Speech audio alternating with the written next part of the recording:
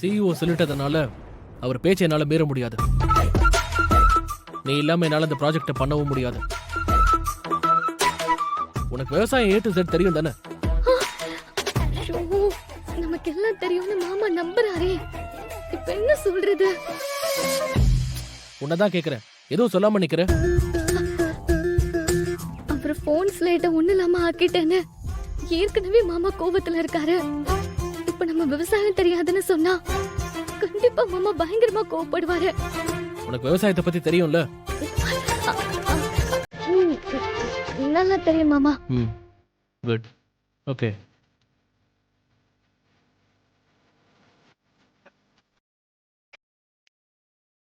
நீ சின்ன வயசுல இருந்தே என்ன காதலிக்கிறது தானே? ஆமா மாமா.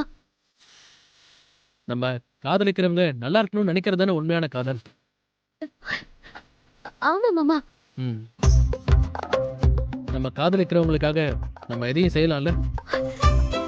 ஆமா மாமா, எது வேணாலும் செய்யலாம்.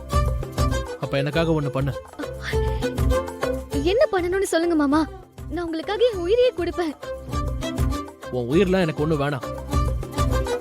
நான் உன்னை விட்டு பிரிஞ்சு போகணும். அதுக்கு ஹெல்ப் பண்ணணும்.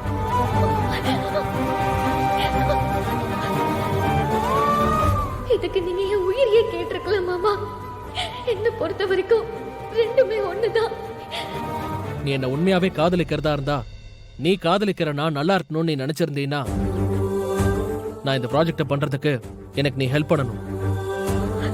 நான் இந்த ப்ராஜெக்ட சரியா பண்ணாதான் எனக்கு வேலை கிடைச்சு அமெரிக்கா போக முடியும். இதான் உங்க ஆசைனா நான் நிச்சயமா பண்றேன் மாமா. என்கிட்ட இப்படி சொல்லிட்டு என்ன உன் கூடவே இருக்க வைக்கிறதுக்காக ஏதாவது சூழ்ச்சி பண்ணன்னு வை, அப்புறம் என் வாழ்க்கையே நாசமா போயிடும். நான் அமெரிக்காவே போக முடியாது. அப்படிலாம் மட்டும் ஏதாவது நடந்துச்சு